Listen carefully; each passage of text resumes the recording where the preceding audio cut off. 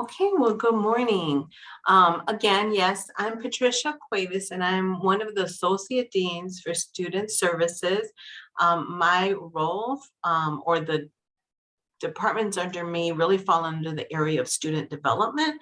So I have Veteran Services, the Access Center, the Testing Center, um, TRIO EOC, as well as remember what the last one is, and student activities all fall under my purview. But also in my role, I am what is considered the Dean of Conduct, and I'm also the Title IX coordinator for the college. So I'll explain a little bit more about that as we are going through the rights and responsibilities, but welcome to Malcolm X College. I'm thrilled to be here. I've only been with Malcolm X for since July, so it's only been a few months. However, I've been part of the city colleges since the mid-90s. So I do have, and I've been in this similar role since 2012. So I was asked to do this because of my experience, and I'm thrilled to be here with you guys, and Happy New Year. So we'll move on to the next slide. So our goal today really is to help you to understand that as a new student, you have rights and responsibilities when it comes to being a student here at Malcolm X College, which is one of the city colleges of Chicago. We have everything electronic. So one of the things I want to bring to your attention is that you should really become familiarized with all your rights and responsibilities as they are noted in our academic and student policy manual. So in order to find that manual, we're going to go ahead and show you some screenshots, but we're going to actually go into the portal or website today so that you can kind of get a better sense of which policies are very critically important for you to know. So the way to do that is to navigate to our website, which you just saw, which is Malcolm X. And the easiest way, I think, is to do ccc.edu. When you get to the main website of CCC, it's blue. Then you'll go under colleges in the top right corner, and then just click that, and then you'll click Malcolm X, which will get you to this page, and you'll know you're at the right place because you'll see the Malcolm X icon and everything turns red, right? Because we are the red school. From there, I also want to take you to where it says on top, student tools, which is in the gray bar up on top, right? So when you hover over student tools, you'll see a plethora of resources available to you. But if you go to the last column, I think it's the third or fourth one down, you'll see the one that says student policies. So when you click that, you'll see that it'll take you right to our policy page. It does include employee policies, so what we have to worry about, but the very first one, the academic and student policy, is the one that we're going to click on and use today, the very first one. Yep. Okay, and then from there, it's going to take you to our academic catalog. And that catalog, actually, it's just, I would say in the last 2 years is when it was upgraded to really be a more user-friendly format. And then under that, you'll see the academic student policies are indicated. If we click the Malcolm X component, I think, let's try that. Yeah, none of those this policy applies to all 7 city colleges. So those are not live links. We are going to actually go to the left where it says student focus policies, up third down. And when we see that, then we'll see a variety of different policies that go here. So we're going to highlight some of these today just so that you have a better understanding. Again, I'm purposely going through it in this long way only because we want you to kind of get a sense for the policies that are going to be the most critical for you to understand and know right away. But we are going to have a little later a cheat sheet for you that we're going to ask you to take a picture of that really will show you the policies that will impact you starting today, day 1. Okay. So any questions so far about how to get in here? Just want to open that up.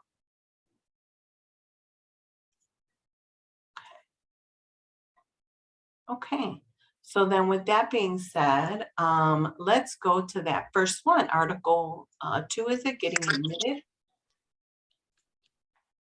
Okay, and so one of the things that you'll notice with the policy is that all of our policies are numerical or numbered. And so you can definitely um, follow along or make notes in regards to these. And each article builds on the previous one. The other thing I want to also mention is that when you see the hyperlinks embedded within the policy, that will take you to other areas in the manual that are appropriate or applicable to those same policies. So again, feel free as you're learning and becoming a new student here at CCC and Malcolm X College, that you are able to go through there and just really get a sense of where these policies live, okay? Because this is what you're being held to. Okay, so again, I'm not going to go through every single one, obviously, but I just want you to be aware, and it would be important for you to read. Some things are going to apply to you based on the type of degree that you are seeking, or if it's a certificate, there's other issues that may or may not apply to you. So everything is important, but I'm only going to highlight certain ones. So Talithia, if we could go to 3.05.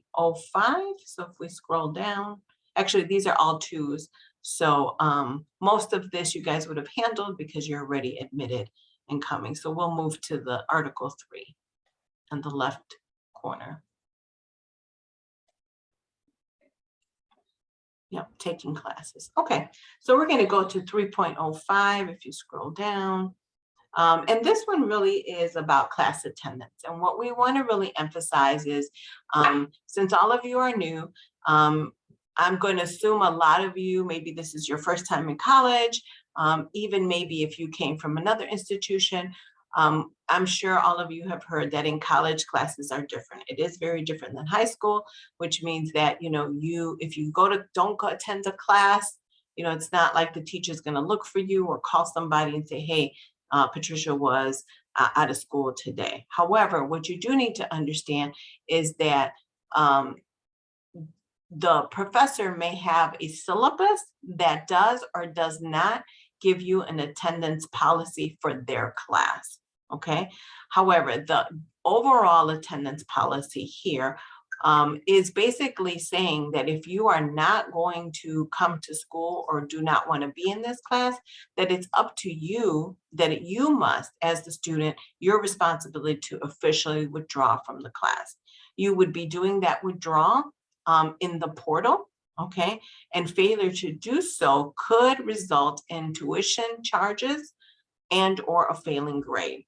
So what's critically important for you to understand is that we haven't started classes yet. So all of you at this time and point today could drop a class and then there would be no tuition charged, right? Because classes have not yet started. However, there is a refund date on your study list or schedule that you can find in your portal that will tell you what day your class, you have to drop that class in order for you not to have to pay for it. Traditionally, that timeline is 7 days after classes start. However, I don't want to say that wholeheartedly, right? Because things change. And so you definitely want to look on your study list in order for you to ensure that you know what that refund date is. But again, you want to emphasize or look at your syllabus in order to make sure what the attendance policy is for your class. Okay, any questions about that? Okay, we're going to scroll down to 312. And this is the academic standing. And so what academic standing is very important because this has to do with your grade point average, GPA. We have both a cumulative GPA and a graduation GPA. A cumulative GPA includes any remedial courses that you may have to take. And the graduation GPA only includes those classes that are qualified for your degree or certificate. However, just know that to be in good academic standing, you must be at a 2.0 or higher, which is an average of C grade, letter grade C, in order for you to meet that criteria. The reason why this is so critically important is because if you fall beneath the academic standing, policy, what'll happen is it could affect the ongoing courses that you take, and or it could affect the use of financial aid. So please, please, please make sure that your GPA stays at a 2.0, or we prefer for you to have a 4.0, which is an A grade point average, but of course a 2.0 is the minimum. Any questions about that? Okay, so we're going to move on right next to 313, which is the grade designations. What I really want to emphasize, though, as I mentioned in the first point, is that if you drop a class, we're used to traditionally, letter grades, A, B, C, D, and Fs, right? But we in college here at CCC, we do use a variety of grade designations that mean different things. So when you drop a class, if Talithia can I have you go down to WTH, that means it's a student-initiated withdrawal, WTH. Go down, go down, go down. They're alphabetical. And so what will happen is that this is what will show on your transcript, and this shows and indicates that you dropped the class, okay? However, let's say that you miss your class. One of the ones that I really want to highlight is the next one, K, NSW. If you do not attend one of the first two classes in your class day or beginning of your semester, I should say, then the teacher can mark you as NSW or a no-show, which basically means that at that point, you have been dropped from that class as a no-show. Why this is critically important is, one, is that this is a way for us to know whether a student is really going to pursue the course, but also what happens is that there's a charge affiliated with this. If you do not show up to the class and the teacher no-shows you, you will still have to pay a $200 fee for that class. The other part is that it will show on your transcript, which is not necessarily a good thing for the future, right? If you're looking to go to a four-year institution or continue your education some kind of way. So it's important for you to understand that that can happen. The other piece is that, and in this sample, it does talk about adult education. So these are the specifics, but we are talking about adult education and college credit. So could we go up just a little bit to on this one? Yeah, so what we also want to say is that there's also a code of ADW, administrative withdrawal. That would be at the very beginning again, Talithia, of this list. Go up.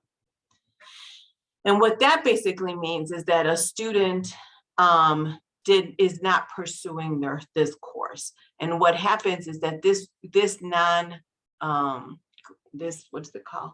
Non-grade designation can be given to you at midterms. So if you've been attending class, you come the first couple weeks and then stop pursuing class, either not attending or completing your coursework at midterm point, which is traditionally week 8 or 9 in the semester, your teacher can drop you for non-participation, and that's called an ADW.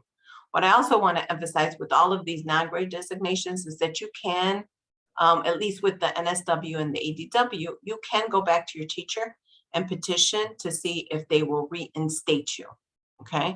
If they agree to reinstate you, at that point, no one can drop you again, and you will have to finalize the course with whatever grade you earn, okay? So again, it's just very important for you to understand these grade designations and the timelines as they are indicated. There's another one I want to highlight. If you scroll down a little bit, Talithia, it's a VMW, or let's stop there with incomplete. An incomplete is also an indicator where it'll allow a student who possibly, let's say, had an emergency or had something happen in their personal life towards the end of their semester. So what could happen traditionally, and I'll just give this as an example, is that let's say in this spring you go on spring break and you go on vacation. And while you're on vacation, you get hurt and you end up having to miss school, be out of school for the remainder of the semester. As long as you have been pursuing the course actively and getting a minimum generally of a B or better, you can work with your teacher to get what we call an incomplete for that semester so that you can finalize your work after the semester. There are timelines and requirements that must be adhered to.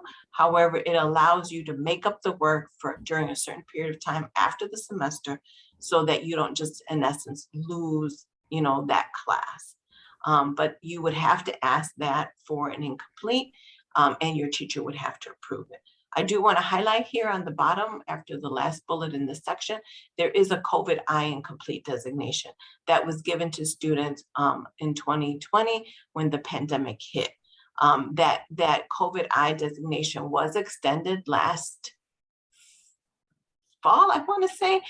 We're not sure if it's going to be extended again. We usually don't know that until closer to the semester. So although it's there, we just want to emphasize that may or may not be applicable to students, okay? If we can continue going down, there's a little bit more about the no-shows there that you guys can read, and the reinstatement, which again, you can read at a later time. Keep going down to Lethea. And then I just want to highlight here the VMW, a voluntary medical withdrawal. Again, this is in extreme situations or when there's a physical or mental health situation that interferes with you finishing your class or your classes for the semester. You are eligible to apply for a VMW so that we are able to get you that credit and clear your record. However, please note that even if you do apply for a VMW, that does not forgive your debt. You still do have to pay for the class, which is traditionally, and for a lot of students, paid for by financial aid, but it's not like you're going to get a refund if you do a VMW. So I just want to highlight these points so that there is a better understanding that there are what we call non-grade designations that could end up on your transcript based on the processes that are happening with your classes. Okay, any questions? All right, and I see that our dean joined us, Dean Willis. Do you want to jump on and say hi for a second? Hello, everyone. I just wanted to hop on and just say hi and welcome you to Malcolm X College. I hope you have gotten some valuable information to jumpstart you here at Malcolm X College, and we are here to assist you and help you in any way possible. I have an open door policy as long as I'm not in any meetings, but I welcome any time to meet with students and to kind of share my story. I actually started as a student here at Malcolm X College, and before 2002, I actually graduated from my mortuary science program in 2002 and kind of never left. And now I sit as the Dean of Student Services. So any dream is possible. I have to be honest, this was not a dream of mine, but however, it is my reality. And I would not change it for the world. I love what I do. I've been here close to 20 years at Malcolm X College. So super excited about everything that we have for you at Malcolm X College. Super excited about your journey here at Malcolm X College. And we look forward to providing services to you and supporting you on your educational and career journey, whichever one you're looking to do here at Malcolm X College. So please stop by and see us once COVID is over. Please stop by and see us, but always come join us on Zoom. We have some amazing workshops that we will have throughout the semester. Talitha is amazing. She just joined us like 6 weeks ago, and we are super excited for her to be here and join our team and provide some amazing workshops and connections for you guys to experience while you're here at Malcolm X College. So again, if she sends you an email, join, participate, you won't be disappointed. So again, welcome to Malcolm X College. Okay, thanks, Dean. All right, so we're going to go back to the top, Talithia, and have us please to go to the section Article 5, graduating from CCC. See, I'm already taking you from your first day all the way to graduation, right? And so what we want to highlight here is Section 501, which is the student program status and governing academic catalog. And so what I just want to highlight here, and again, you'll read it in detail, but what this in essence means is that when you sign up for classes at Malcolm X, or you select your degree or certificate program that you're going towards, the catalog or the policies that you started with is what's going to govern your work here. So, so it's important for you to understand that process so that you'll know that if you're pursuing an associate in art, for example, we know that it's 60 credit hours. But let's say that a decision is made a year from now to say, oh, we're going to change that from 60 to 62 credit hours. And that actually happened not that long ago where they reversed that. But anyways, the point is that because you're governed under the manual of this year, if they change it in a year from now and you're actively pursuing your degree, then you stick to that first rule, right? However, for those of you who may at some point a year from now stop out, which means that you take a break and you're gone for a semester or two, and then you decide to come back, then you'll be governed under the new rules, okay? So again, it's just important for you to understand how policies apply to you as a student. So that's why I highlighted this point. If we can also then move to the next article, Article 6, Affording Your Education. So there's a couple of things I just want to highlight here. 6.1 6.01 is residency. Most of you have taken care of this already because you wouldn't have gotten to this point without verifying your residency, showing that you're either are or not living in the city of Chicago, etc.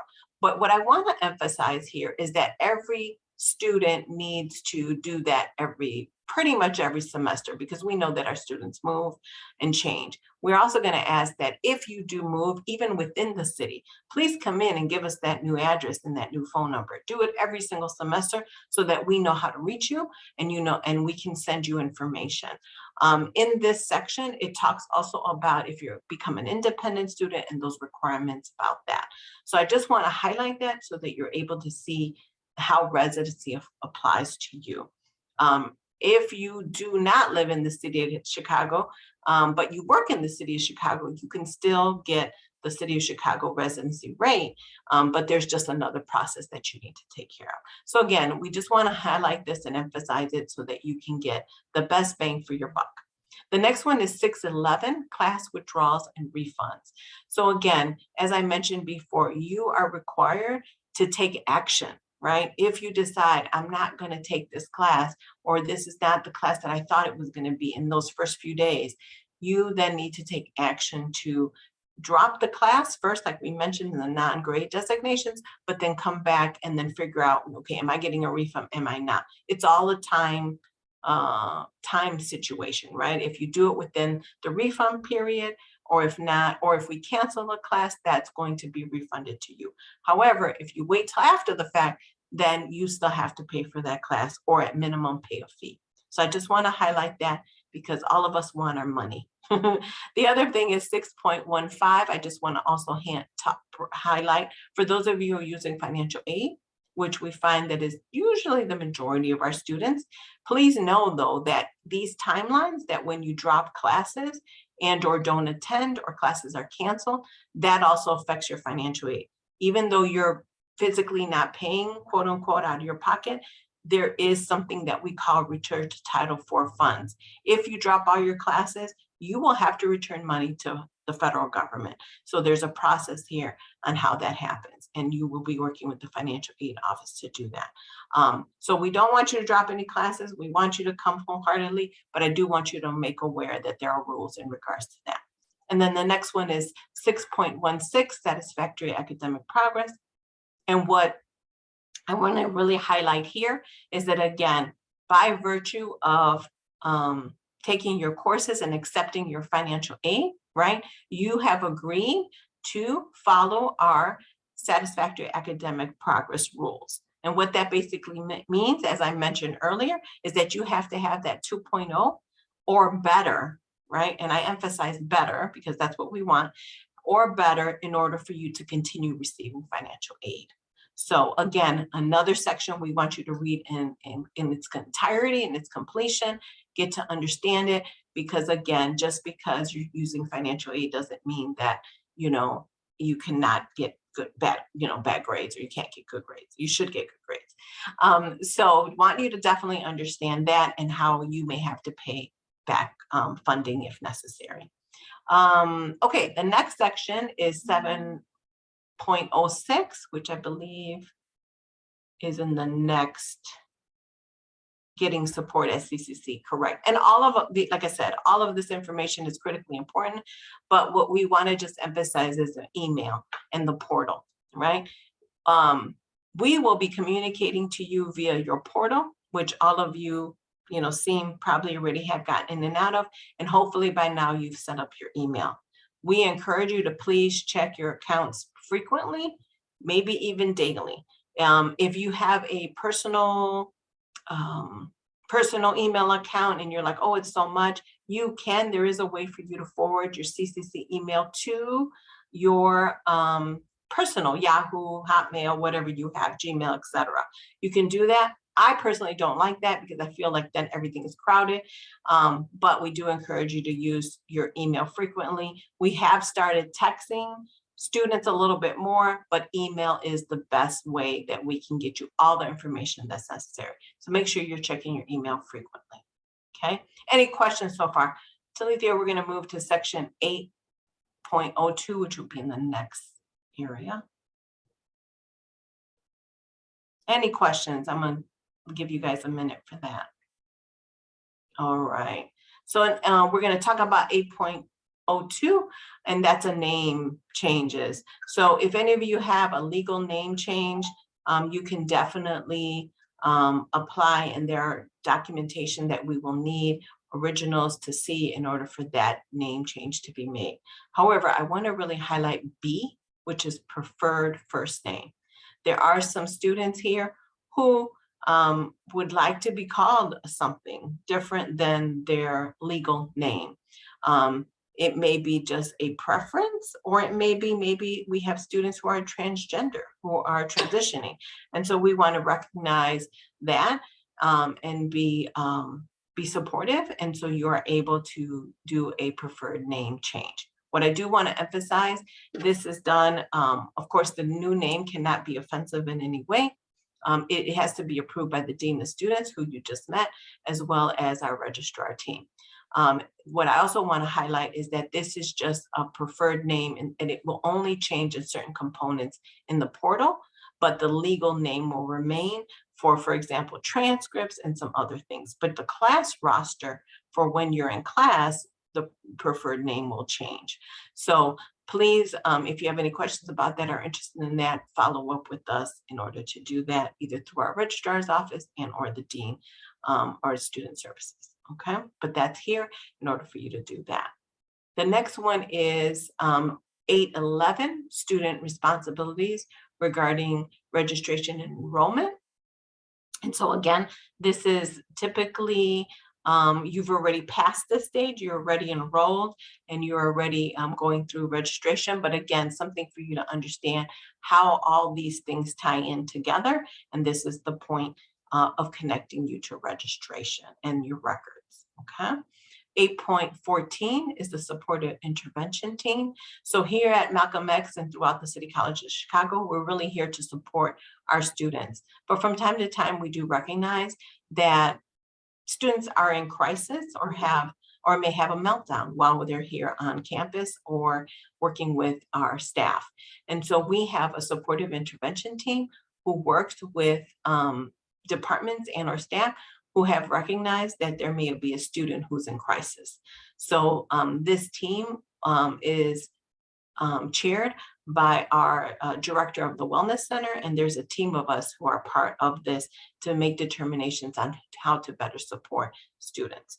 If, however, I do want to mention, I bring this up because sometimes you as students may have a concern about another classmate and or even a staff member. You as a student can also file a SIT report as a student if you have concerns about someone in the college community. Our point is to have the community to be safe and supportive for everyone on campus. So again, just a little bit of information about our SIT team. The next one is 8.17 we're going to look at, and this is academic integrity and dishonesty. And what this is really saying is that we expect everyone to work with integrity.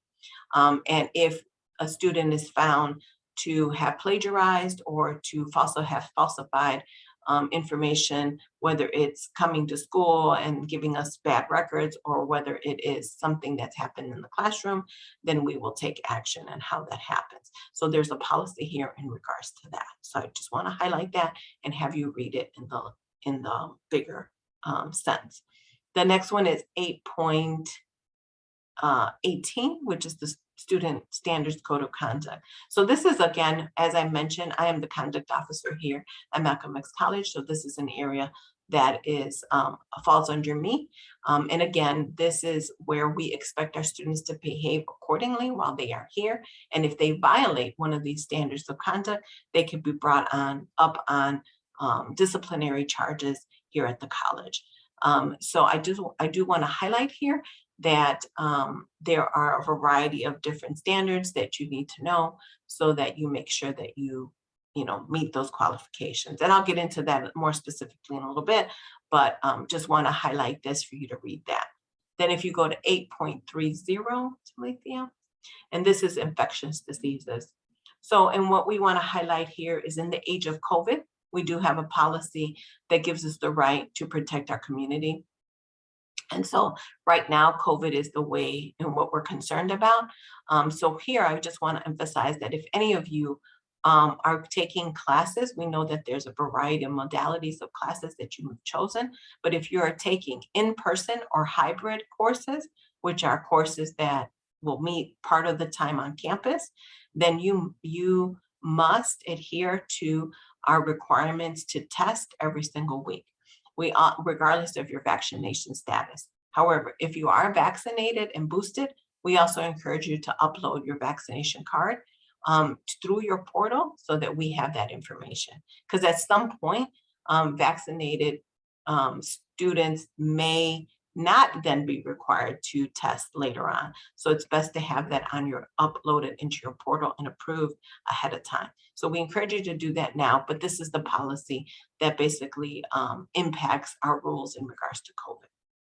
Okay, and then the last one I want to show is 8.41, which is the student complaints and compliments. And again, we take your concerns very, very seriously. So if at any time and point you want to or have a concern in regards to a class, in regards to anything, or a compliment, which is even better, you can send us that information, fill out a form. All of this is available online.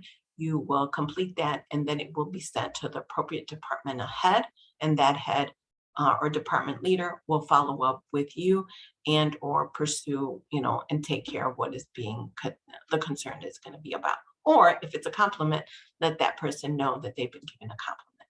So I just want to emphasize that piece so that you know where to go. And again, all of this is located online. Okay. Any thoughts or questions about that? Okay, so we're going to then go back to the PowerPoint and go to the fourth slide, which is my cheat sheet for you. And I'm going to encourage you guys at this point to take a picture or a screenshot of this slide, because this is all the ones that I highlighted so that you can go back and read them more thoroughly at your convenience. So we'll give you 2 minutes to do that. And in the meantime, are there any questions? And you can either unmute yourself to ask a question or make a comment, or of course you can add them to the chat. Is there anyone?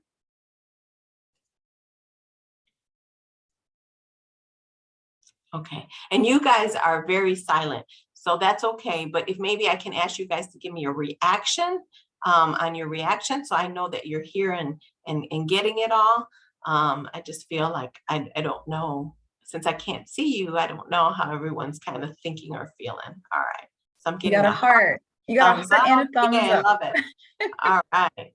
And so those reaction buttons are on the bottom of your screen. Great. Okay. Well, at least I got 1 thumbs up, 2 thumbs up. Yay. All right. I just want to make sure that I'm not losing anybody. So again, any questions? Okay. Great. So I got 3 thumbs up. Great. Okay. And so really the last thing I want to mention is on our last slide in Judicial Affairs. And this goes back to the conduct.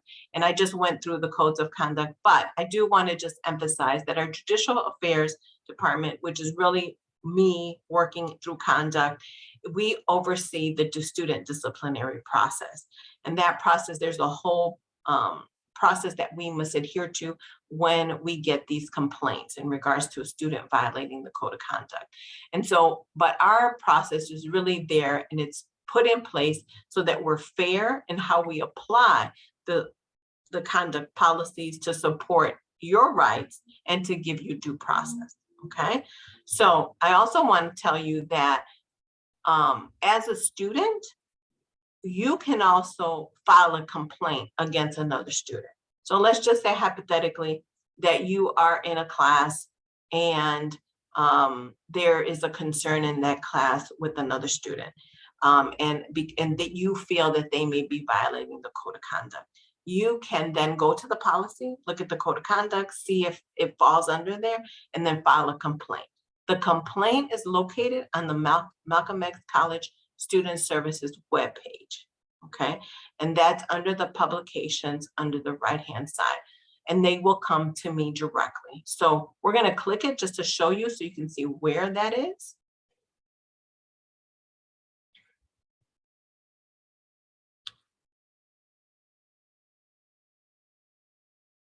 There you go. And so you'll see on the bottom, scroll down a little bit, and on the right-hand side under publication is the discipline complaint form, okay?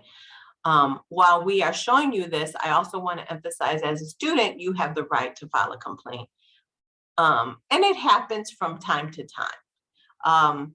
But the more primarily time that we receive complaints is traditionally either a faculty member or a staff person who files a complaint against a student when they're receiving either in class or from a staff person when the student is receiving a service where they were hostile, inappropriate, etc. So then we would receive this, I would receive this complaint, and then that would start the process for discipline, okay?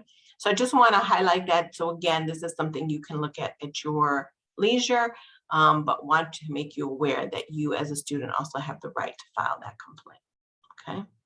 We're going to go back then. So that's the long and short of discipline. The next thing, though, I want to highlight is Title IX. In Title IX, as it says here, is a federal law designed to prevent sexual assault and harassment of students on college campuses and to promote gender equity in education.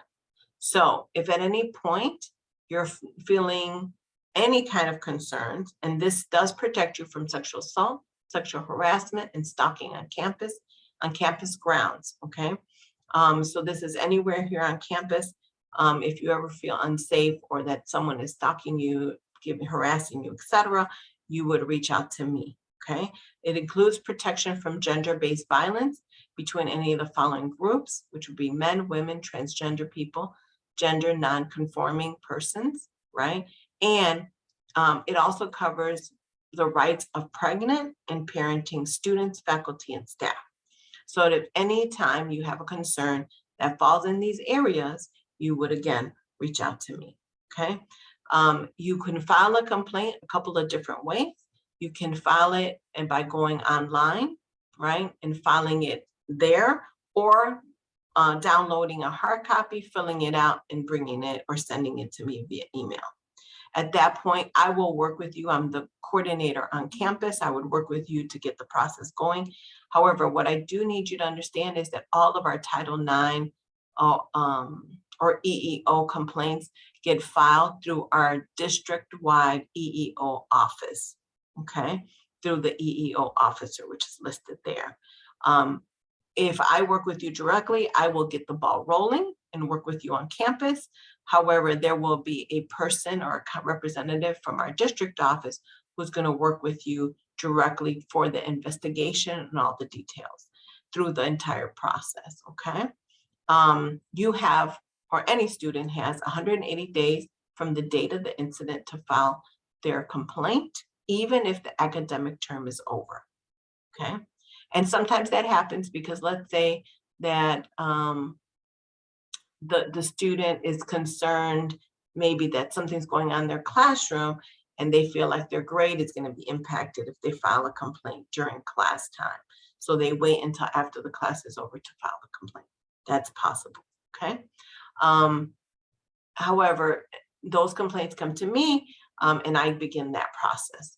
The other thing, however, we want to understand, have you understand though, is that how do you stay out of any kind of Title IX issue, okay? And Title IX, as it says here, is really about sexual assault, harassment, right? And making sure that doesn't happen. So the best way for you to understand how to prevent sexual assault or harassment is to understand that people who you may be interested in a romantic kind of way, have to give you consent. And with consent, you have to understand what consent is and how it is given and can be taken away, right, in a very short period of time. So in order to best describe that, we have a short video that we're going to have you watch so that you can learn more about consent to make sure that if you understand that, then you won't get into a Title IX situation, okay? So we're going to play that now.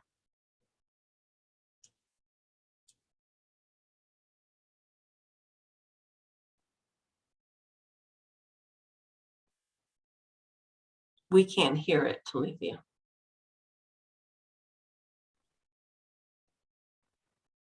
Okay. Can you hear it? No, not yet. So you may have to go back to the sharing. Go back to sharing on the bottom. It'll tell you to share the audio. Or in the video. Oh, here we go. Sorry, guys. Okay. A cup of tea or no. They just don't want tea, okay? They might say, yes, please, that's kind of you. And then when the tea arrives, they actually don't want the tea at all. Sure, that's kind of annoying as you've gone to all the effort of making the tea, but they remain under no obligation to drink the tea. They did want tea, now they don't. Some people change their mind in the time that it takes to boil the kettle, brew the tea, and add the milk. And it's okay for people to change their mind. And you are still not entitled to watch them drink it. And if they're unconscious, don't make them tea. Unconscious people don't want tea. And they can't answer the question, do you want tea? Because they're unconscious. Okay, maybe they were conscious when you asked them if they wanted tea. And they said yes. But in the time it took you to boil the kettle, brew the tea, and add the milk, they are now unconscious. You should just put the tea down. Make sure the unconscious person is safe. And this is the important part again. Don't make them drink the tea. They said yes then, sure, but unconscious people don't want tea. If someone said yes to tea, started drinking it, and then passed out before they'd finished it, don't keep on pouring it down their throat. Take the tea away. Make sure they're safe, because unconscious people don't want tea. Trust me on this. If someone said yes to tea around your house last Saturday, that doesn't mean they want you to make them tea all the time. They don't want you to come around to their place unexpectedly and make them tea and force them to drink it going, but you wanted tea last week. Or to wake up to find you pouring tea down their throat going, but you wanted tea last night. But if you can understand how completely ludicrous it is to force people to have tea when they don't want tea, and you're able to understand when people don't want tea, then how hard is it to understand it when it comes to sex? Whether it's tea or sex, consent is everything. And on that note, I'm going to go make myself a cup of tea.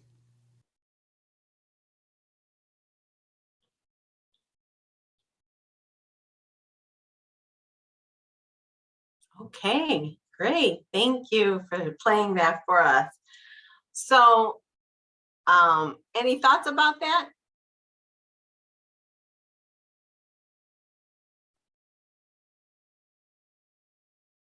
All right, you guys are going to be real shy on me. That's okay. So that's the end of my presentation. I just wanted to make sure that everyone had a nice recap of the policies and procedures here at City College of Chicago, Malcolm X. And we are thrilled that you decided to join us this semester. And we look forward to seeing you on campus. Any other questions or thoughts? Okay. I have something to say. Sure. I just want to say thank you for presenting that information. That's it. Thank you so Very much. informative. Thank you so much. You're most welcome. Okay. We look forward to seeing you guys on campus. For Okay, sure. Thank Talithia, you. pass it on to you. Sounds great. Thank you, Dean Cuevas, for presenting today and for all of our participants today for coming as well. We do have another rights and responsibilities training orientation coming up as well. So if you want to attend again to look at these wonderful videos that Dean Cuevas has shared as well as some great info, please feel free to attend. But we also have our Connect workshops this afternoon as well, and a Classroom 101. So if you guys want to know how to log into the student portals, Brightspace, navigate, all of that fun stuff, please make sure that you also join this afternoon. But we thank you guys for all attending. I will be sharing this video online on our Brightspace page as well. So if you do have any questions, it will be posted towards the end of the week just to give other students a chance to attend as well. But if there's no other questions, we'll go ahead and let you guys go. And thank you again for attending today. Thank you. Send your friends. Thanks, guys.